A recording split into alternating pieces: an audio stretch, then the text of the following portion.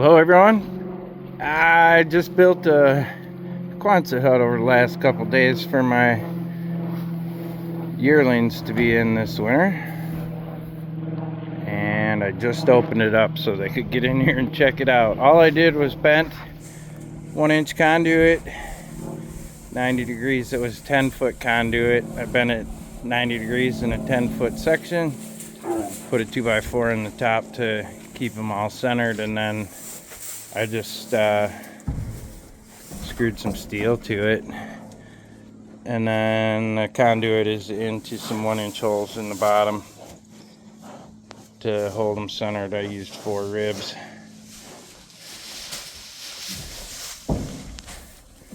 And that'll keep them dry this winter. That way they won't be out in the bad weather. I might close one end of this off.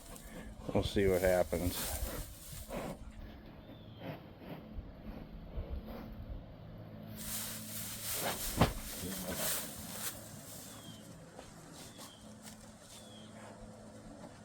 I hope they don't destroy it, because I mean, that's kind of what they do.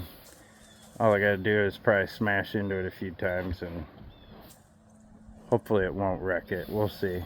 If it starts to get any damage, I'm gonna take and I'm gonna frame it in with some lumber, and then I'll probably run some heavy lumber along each side so it's got a little bit of a wall, kind of. But at least it'll keep them out of the bad weather for this winter. And it was cheap to build. It didn't cost a whole lot.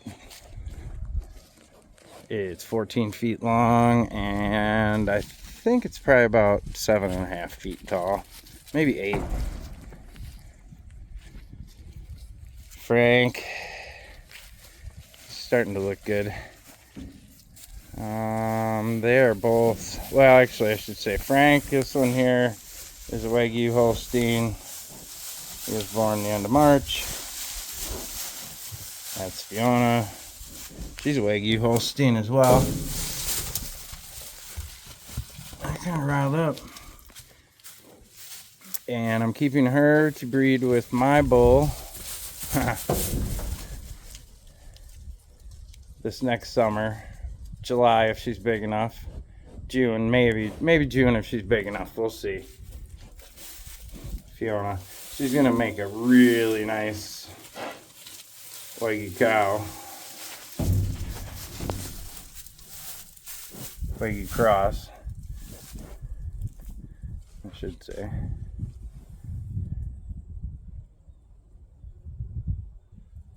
And then this one, I just got registration back on her from the Australian Wagyu Association.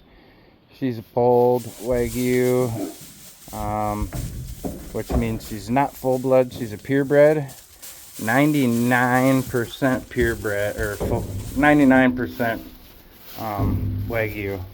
So her calf that I'm gonna breed her to a full blood will be 99.5%. And they will never have horns, or her calves won't have horns. Fiona's got horns. All her calves will have horns.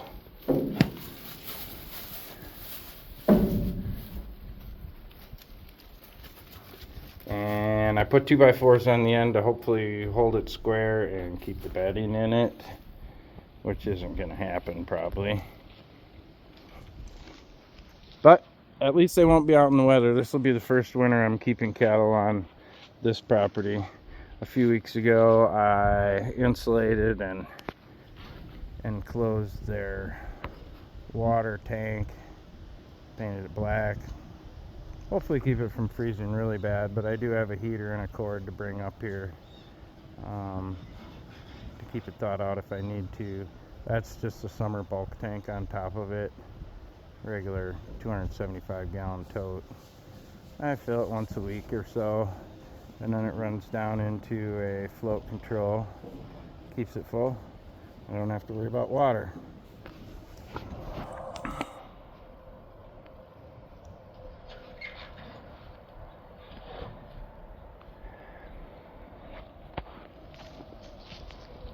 I was a little bit concerned that they could possibly cut themselves on this, because generally cattle are pretty dumb.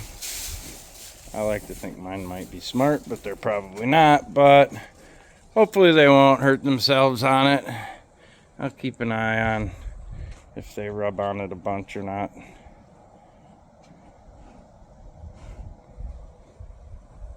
And then Frank. I hadn't talked about Frank in a while. He doesn't even like me. That all changed when he was castrated. Seems like that day he hasn't liked me since. And that was a few months ago. You're not Frank. That's why you're walking up to me. Where did he go? There he is.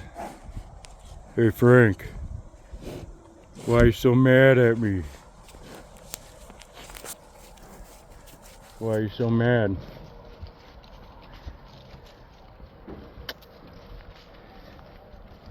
See? He wants to kick my shed and break it right away.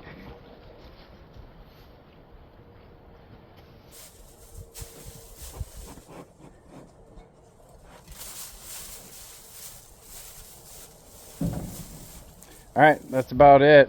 Just wanted to talk about those for a minute and show you my new little homemade quonset hut that I slapped together. I'm really not a builder, so I'm kind of surprised it actually is standing. Anyhow, thanks for watching.